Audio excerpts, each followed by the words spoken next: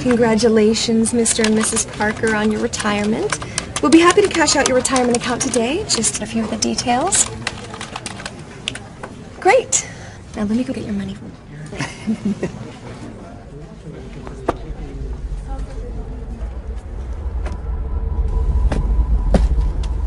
There's a little bit more.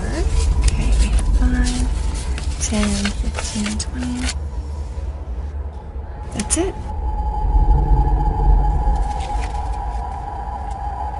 Now don't spend it all in one place.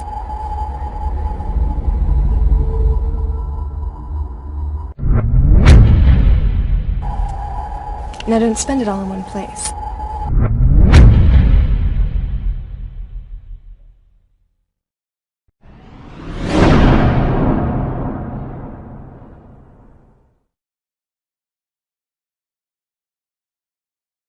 Should you save currency or money?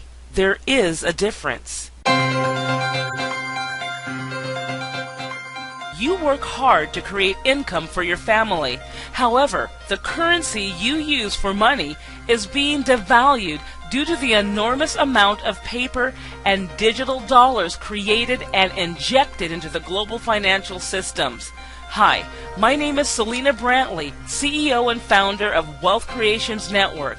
This brief report is designed to help you understand the difference between currency and real money, gold. The whole world has been turned away from real money and has been fooled into using currency, a deceitful imposter that is stealing two of the most valuable assets you have, your precious time and freedom. Well, fiat currency, of course, is a currency that exists at the dictate or by fiat from a government. You see, they have their printing presses, and the paper money rolls off the printing presses. And then they give it the fiat designation, which makes the currency official. It's just worthless paper.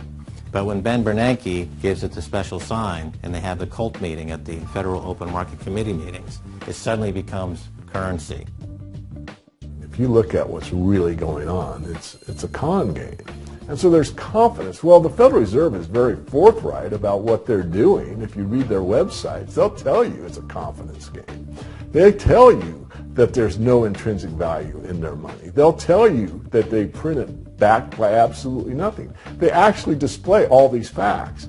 But if you tell somebody in the public that this stuff is created out of thin air, there's no backing whatsoever, it's absolutely worthless, it's about as valuable as monopoly money, they'll look at you like you're nuts. Is there an example throughout history of a fiat currency, a piece of paper that's unbacked by anything, surviving?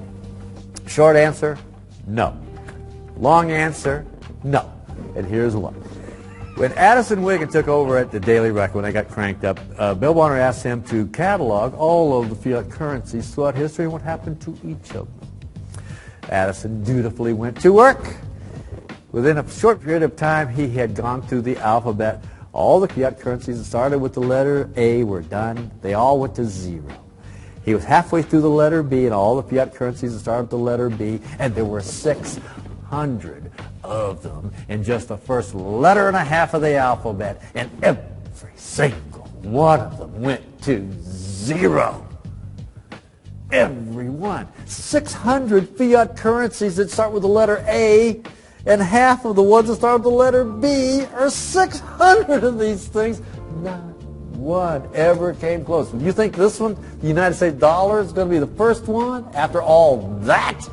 I don't think so. No. No currency, fiat currency has ever survived. None.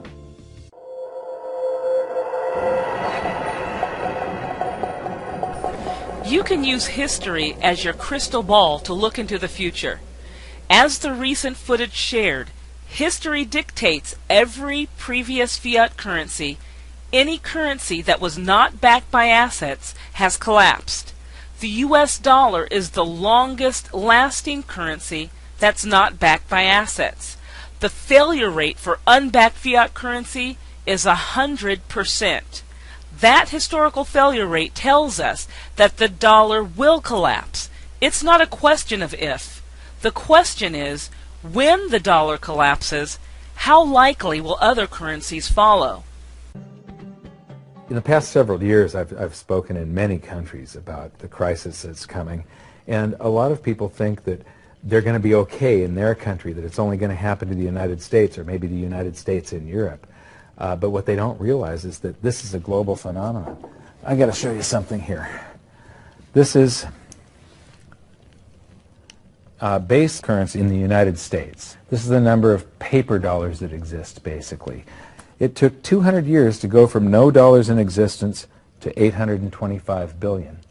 And then we had the bailouts, and then we had QE1, quantitative easing, 1, then QE2, and then we had QE3, and then QE4, and then soon we're going to have QE57 and QE382. And it isn't just here. This is what the Canadian currency supply looks like. This is Australia, South Africa, Russia. Now, this starts out in just the year 2001, and this is like 18 times more currency in existence in a little over a decade. Here's Singapore, same story. Look at that, since the crisis, just bam. India, China, every government on the planet is doing this insane deficit spending and expanding their currency supplies, doing bailouts, and history shows that there is no example of this turning out well. It is sometimes amazing that we haven't experienced more inflation than we have. If they keep expanding the money supply so vastly, why aren't our prices growing faster than they really are? And the answer is that a good chunk of the money that the Fed created has been shipped overseas. I remember early in my research I heard this expression that the Americans have exported their inflation. I thought, what is that? How can you export your inflation? Put it in a box and send it out? What do you do? Well, now I understand. You export your inflation by simply sending all these dollars that you created to these other countries, and then they send you their refrigerators and their cars and whatever, their TV sets. So you get hardware, and they get little pieces of paper. It's a great deal for the American people for a while. For a while. Sooner or later, all of those pigeons come home to roost.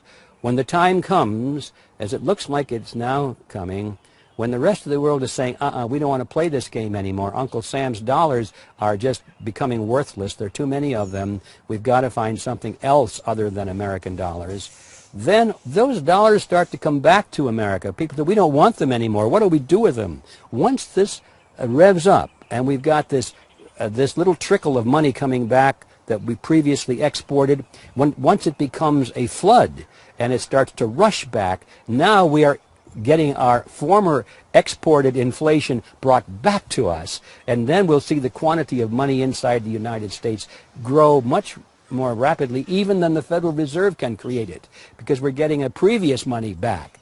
And that's when we will really see the tanking of the U.S. dollar in terms of what it will buy. When you have a runaway inflation, it's punishing the very people who are most productive in society. In other words, the people that produce more than they consume and save the difference. The problem is that those productive people, the savers, save in their national currency. And unfortunately, the national currency is just a fiat piece of paper at this point. So when it's destroyed through runaway inflation, that $100,000 that you were hoping to retire on doesn't exist. And the things that you were going to buy with it and provide for others don't exist either. Now what are you going to do? So that all seems pretty scary. However, this is going to happen, and you can only play the hand that you're dealt. But the great news is that gold and silver always end up doing an accounting of the expansion of the currency supplies. Basically, the will of the public and the free markets. When governments do this kind of stuff to their currency supply, they debase it. Eventually it comes back in inflation. People sense the loss of their purchasing power. They rush back to gold and silver, and they bid the value of the gold and silver up in the country until it meets or exceeds the value of all the currency in circulation. This is a process that's been going on over and over again throughout history, except this time it's happening on a global scale. It has never before happened in all countries at once. And that means that this is the greatest wealth transfer in history. Therefore, It's the greatest opportunity in history, and it's not going to happen again in your lifetime. Experts like Maloney have given you an excellent reason to learn more about buying gold. But wouldn't you agree? Free gold bullion is far superior than buying it at any discount. You now can become part of a gold reserve cooperative that provides a unique system you use to acquire the new international gold money. Real inflation-proof gold money, absolutely free, week after week. To learn more, get back with the person who simply shared their short email message and introduced you to this short revealing video. You'll get the amazing details of how you can start acquiring this new international gold money today in the most affordable way, absolutely free, week after week, through an amazing gold reserve cooperative.